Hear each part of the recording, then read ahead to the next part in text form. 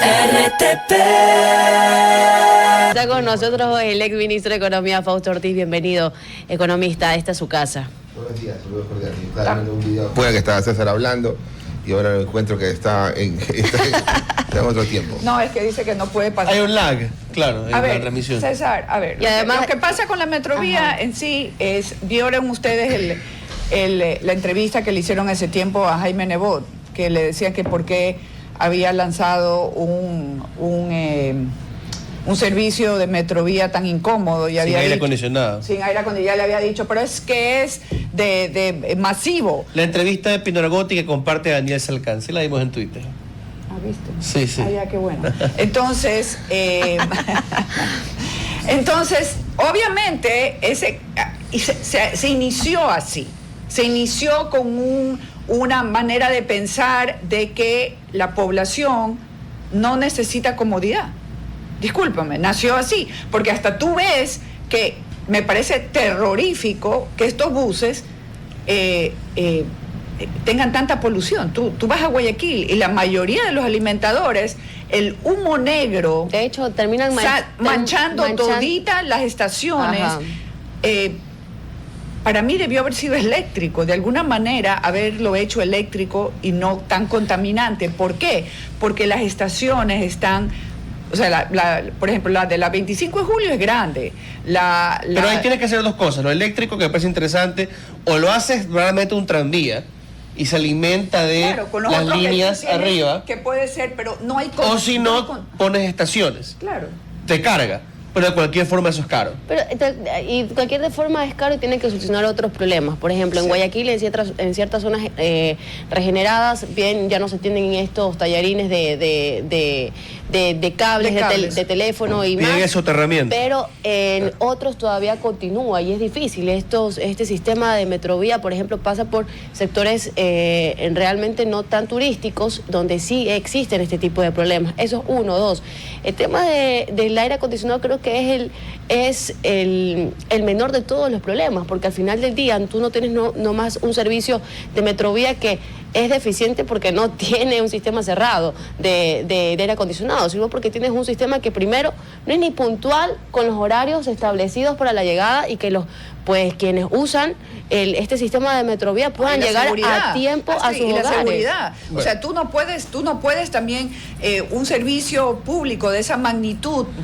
principalmente tiene que ser puntual y seguridad. Ya, y termino con esto. Parte de esta seguridad que dice Larisa, que está también, que yo lo he visto también en otras partes del mundo, que es cuando te arranchan, el arranche de tus pertenencias dentro de estos sistemas, está, por ejemplo, también la seguridad de no permitir que se colapsen al interior estas unidades, que de ahí han venido muchas, lamentablemente, situaciones mortales, como la caída de 2 personas, porque iban abarrotadas estas unidades y se han abierto las puertas, terminando así con la vida de 2 pasajeros en años anteriores. Hay que aquí señalar que esto es en años anteriores, no ha ocurrido en los últimos años, pero en los últimos 2 años, pero hay que garantizar esto. Creo que el sistema de Metrovía es perfecto y que se haya dado, pues no tiene nada que ver si confiaban o no confiaban en el alcalde, en que se dé, sino que se cumpla con un cronograma que existía del servicio público. Yo digo un montón de troncales que tuvieron empezado, ¿no? Que las 5, las 6, las 7, pero bueno. Le damos la bienvenida al invitado de este segmento, a un querido amigo de la casa, al doctor Fausto Ortiz, exministro de Finanzas, analista y consultor económico. Con él vamos a hablar de las perspectivas encontradas que puede haber sobre el crecimiento esperado este año, las oportunidades y riesgos que se van presentando y hacia dónde deberíamos mirar con mayor atención en los meses que vienen. Bienvenido, doctor Ortiz, a la mañana en RTP. Gracias por la entrevista, saludos cordiales a la gente que escucha RTP y vamos a ver qué podemos compartir. Lo primero, ¿cómo podemos leer, cómo deberíamos leer, cómo podemos leer con responsabilidad las cifras que va compartiendo ya el Banco Central del Ecuador sobre el estado de la economía? Se espera un crecimiento este año, y lo conversábamos ayer con otro entrevistado, de cerca del 3%. ¿De dónde va a venir ese crecimiento? Porque hay quienes sienten que la economía está parada. Sí, mira que hay datos, ¿no? Que uno encuentra dispersos y da un rango. El rango más claro está dado por el Fondo Monetario Internacional, que estima que el 2025, este año, va a crecer la economía 1.7, y el Banco Central, que estima que va a crecer 2.8. Digamos, dentro de ese rango estamos bastante amplios para decir con quién te animas a juntarte. Yo me junto al grupo del Banco Central, de ese 2.8. Inclusive yo he pensado que podríamos crecer un poquito más el 2.8 y vamos a entender qué señales hay claras que te están diciendo que la economía tiene esa perspectiva. Primero, me baso, y la gente que pueda seguir el Banco Central, hay una parte que son los indicadores adelantados del ciclo económico, y el Central por ahí presenta como 6 indicadores, ¿no? Te dice que el precio del petróleo te da información con un mes de anticipación que hacia dónde va la economía. Ese es quizás el que menos me gusta de los indicadores. ¿Tanto pesa el petróleo todavía? No como peso, más como si la economía tiene precio de petróleo alto, nosotros podemos tener también algo más de obra pública, podemos tener algo más de liquidez, pues entonces nos da algún tipo de ventaja, y es la vinculación estadística que plantea el Central. Una que es mucho más clara tiene que ver con la importación de materias primas industriales. Esa es clarita.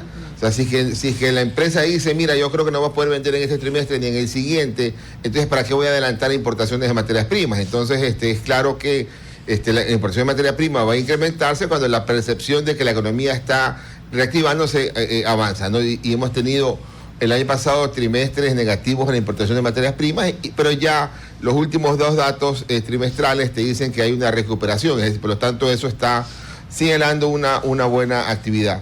Y también te da información adelantada con un trimestre, y ya llevamos un buen tiempo en crecimiento, por lo tanto los 2 primeros trimestres de este año con claridad van a ser positivos. Y hay un tercer, para quedarme en esos indicadores, hay un tercero que me gusta, que el Banco Central lo ubica como el crecimiento de los ahorros, o digamos los depósitos. Y se da información con 2 trimestres de anticipación, ¿no? Entonces hemos visto también que los depósitos en el sistema financiero, y particularmente en la banca, el crecimiento trimestral está en el orden del 19%. Entonces, ¿qué quiere decir eso? Que si la gente ya ha vuelto a poner plata en la banca, que han crecido los depósitos, la banca a su vez va a poder darse la vuelta y colocar la plata en forma de crédito. Y va a darle crédito al sector productivo, que es el que más ha crecido en el último año, a diferencia del sector de consumo, que es importante, pero creció un poco menos que el sector productivo, lo cual también pasa un buen mensaje. Pero ¿no significaría ese aumento en los ahorros tal vez un decrecimiento, una ralentización en el aumento de la liquidez en la economía? O sea, la gente está ahorrando por susto y no está más bien consumiendo, no está invirtiendo. La plata está en la economía, la plata estaba quizás fuera del sistema financiero, no es que la plata se creó de repente, la plata estaba por aquí, ¿verdad? En alguna parte se encontraron y la gente decidió volver y ponerla en el banco, hace que el crédito crezca, entonces esa captación crezca y luego el crédito crezca, y eso también es actividad económica y se va a traducir en empleo. Entonces, estos elementos te van dando que el primer trimestre va a tener más las ventas, ¿no? Las ventas han crecido, hay los datos entre 6 y 8%, dependiendo de qué midas en ventas. Y entonces el gerente del Banco Central, ayer le escribía al gerente del Banco Central, a Guillermo Avellán, le decía, oiga, explíqueme, que ya me quedé confundido, si están hablando del crecimiento económico o están hablando del comportamiento del índice de actividad coyuntural, que se llama el IDEAC. Y entonces me decía, estamos hablando de crecimiento económico, que pareciera que el primer trimestre apunta a 3% de crecimiento en base al comportamiento de este índice de actividad económica. Entonces estamos viendo una situación interesante. Yo hubiera estimado que el primer trimestre hubiera crecido entre 1,5 y 2, pero pensar que crece 3, te dice, sabes que pudiera mejorar en verdad ese 2.8. Ahora, economista, hay desafíos que cumplir, y entre ellos el mismo Banco Central en esta exposición que hizo en Ascobank en Quito señalaba, por ejemplo, algunos puntos, entre ellos acelerar el proceso de tener un tratado de libre comercio con Canadá. ¿Qué otros puntos podrían estar también sobre la mesa para alcanzar esa meta y esa proyección que el mismo Banco Central daba a inicios o finales del 2024?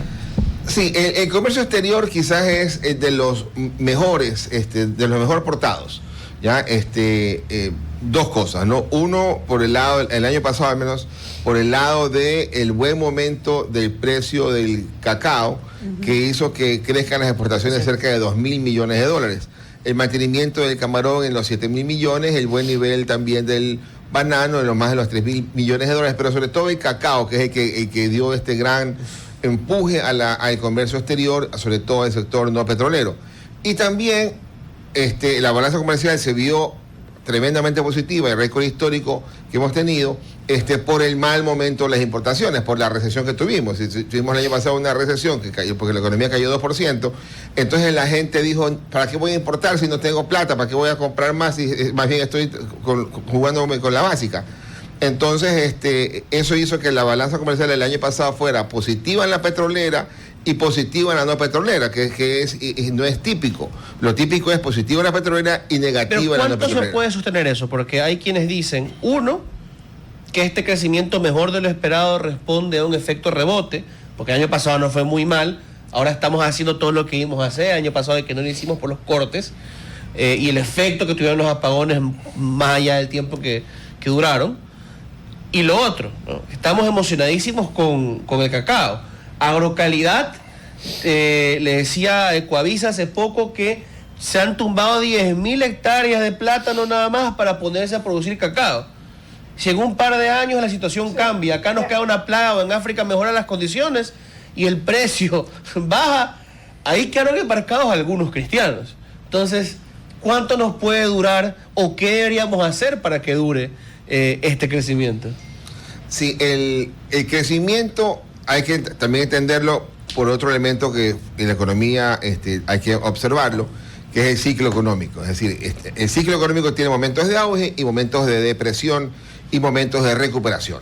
Entonces, el año pasado fue el momento de depresión. O sea, en la parte más baja del ciclo ocurre el año 2024, cuando caímos ese 2%. Entonces, estamos en este momento, 2025, y quizás 2 y 3 años hacia adelante, en la parte de recuperación. Entonces, a la pregunta tuya, César, esto está empezando otro pequeño momento de recuperación. Ojalá 2.8 de este año, que se pueda volver el próximo año el 3%, y de ahí se pueda estabilizar, ojalá arriba del 3%. Pero eso de ahí es lo que estamos esperando por el tema del ciclo económico y por los otros elementos. Por supuesto, todo puede cambiar en un cuarto de hora, dependiendo del entorno mundial también. Hoy día estamos con un buen momento del cacao. El cacao pudiera este año llegar a exportaciones impensadas hace 2 o 3 años, es decir, y cuando hablamos impensadas, es ya no los 3.000 millones del año pasado, podemos hablar de 4.000, 5.000, no sé si por arriba de esa cantidad. O sea, ya se pelearía con el camarón, pues, ¿no? Ya entraría a pelear con el camarón y estaría entonces entrando a buscar los libros de historia para recordar qué cosa era el cacao en el Ecuador hace 100 años. ¿Y qué pasó?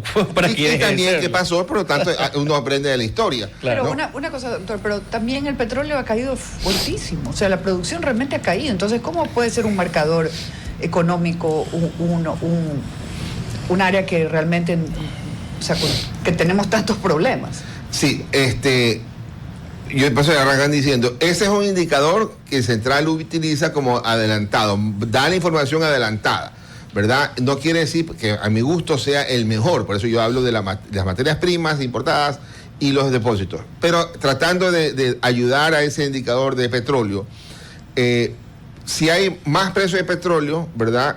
Hay más liquidez en la economía, hay más posibilidad de obra pública, más acceso a financiamiento, y estas ventajas que el petróleo te brinda, que te abre, ¿verdad? Es la que el gobierno puede utilizar. Si el riesgo país baja porque el precio del petróleo ha aumentado, que esa relación sí es perfectamente clara e inversa, más precio de petróleo, más bajo el riesgo país, me da más acceso a financiamiento. Pero entendamos un tema más en el tema de petróleo. En el último año, el gobierno ha corregido, ya no solamente la super que corrigió el presidente Moreno, ha corregido el subsidio en la gasolina extra y ecopaís. Ahí casi ya no hay subsidio en los más de 1.200 millones de galones que consumimos al año. El gobierno ha iniciado la corrección del subsidio del diésel, muy pequeñito el arranque, 48 millones de dólares, que es lo que va a lograr tomar de los pesqueros. Ojalá que los pesqueros logren un buen diálogo con el gobierno y puedan pasar el mensaje que es la afectación hacia ellos en exportación y empleo, y ahí tratar de encontrar alguna ruta interesante para ellos.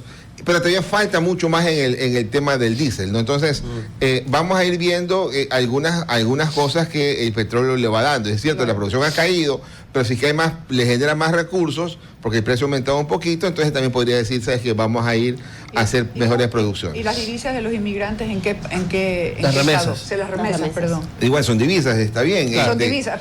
Gracias. Pero, Gracias, perdón, doctor. está bien. Hoy día, en verdad que está insoportable, César. Te levantaste, pero con el pie izquierdo. Ya no vamos a desayunar. He dicho. Me parece muy bien. Sí, a ver. Aparte no he invitado. A ver. Oiga, entonces, ¿cuántas son las remesas de los migrantes? Sí. Son 6.500 millones de dólares, número redondo. Eso frente al tamaño de la economía es arriba del 5,5%. Es un buen nivel en dólares, histórico, lo más alto que hemos tenido, pero frente al tamaño de nuestra economía está un poquito menos lo que teníamos en el 2007 y 2008, porque antes llegamos a estar en el 6,5%, casi 7%. Es decir, eso es un buen indicador para las familias que lo reciben. Las familias que lo reciben no en la ciudad, en la ruralidad. Ahí esas familias tienen un impacto tremendamente positivo por el sacrificio que ha hecho su familia y enviarle los recursos, ¿no? Ahí pudiera haber alguna afectación en los números para este año, y hay que ir viendo los resultados en el primer trimestre, porque el 75% de las divisas que se vienen en esas remesas son originadas en Estados Unidos, y ahí pudiera haber algún tipo de amenaza, riesgo, si mañana alguien percibe que si voy a ir al sitio donde va a Western Union. A Western Union, usted dijo, entonces me vas a agarrar la migra, ¿no? Claro. Ay, Dios mío, ¿sabes qué? Hoy se ha sido una mañana interesante. Bueno, como la que tenemos todos los locutores de cuando a cuando. Doctor, para ir concluyendo, y siempre es una pena concluir, sobre todo con invitados como usted, ¿cómo ve la posibilidad de seguir reduciendo, digamos, ciertos gastos que la gente dice, bueno, son los que nos hacen falta controlar en el presupuesto, ¿no? ¿Cuánto más espacio queda para quitar subsidios? ¿De qué cifras estamos hablando? O sea, que fluctúan, como usted dice, con el precio del diésel, que va amarrado al precio internacional del petróleo, el gas, la tarifa eléctrica, que dicen que no la van a subir. ¿Cuánto representan hoy los subsidios en el país? Si uno mira en el presupuesto del Estado, en los informes, te hablan de algo así como unos 6.000 o 7.000 millones de dólares. ¿Ya? ¿Por qué?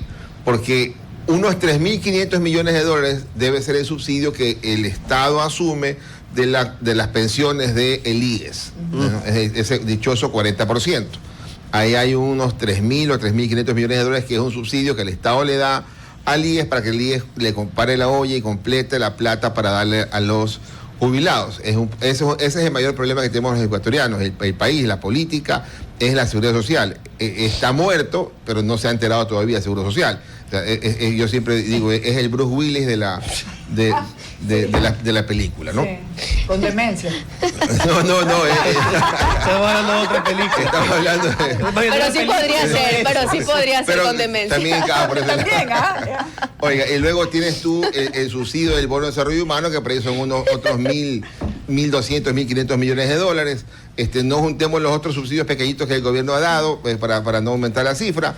Entonces ahí vamos ya 5.000 millones en esos dos.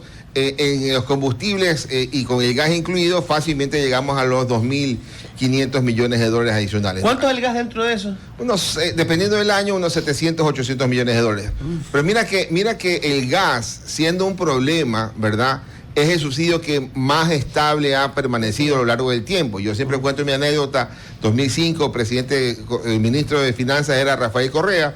Fuimos a Washington a hablar con el Fondo Monetario Internacional y la directora gerente del Fondo Monetario le pregunta a Correa, recién ministro de Finanzas, le dice, ¿qué vas a hacer con el subsidio del gas? Porque esa era la pregunta del Fondo Monetario, porque habían 500 millones de dólares de subsidio. Y entonces yo sí, habrá que focalizarlo. Nunca se ha podido focalizar, se cayeron los gobiernos por ese intento. Y ahí no había el peso del subsidio de los otros combustibles. Hoy día tenemos en el diésel, solamente el diésel, más de 2.000 millones de dólares en subsidio, y el gas sigue pegadito en los mismos 500, 700 millones, ¿no? Muy bien. Nos ha acompañado el exministro de Economía, Fausto Ortiz, aquí en la mañana en RTP para tratar temas económicos y también pues de Bruce Willis. Hemos salido con datos, con números bien informados, así como nos gusta. Buen día para usted, doctor, y después de un breve corte comercial, aquí continuamos con más. RTP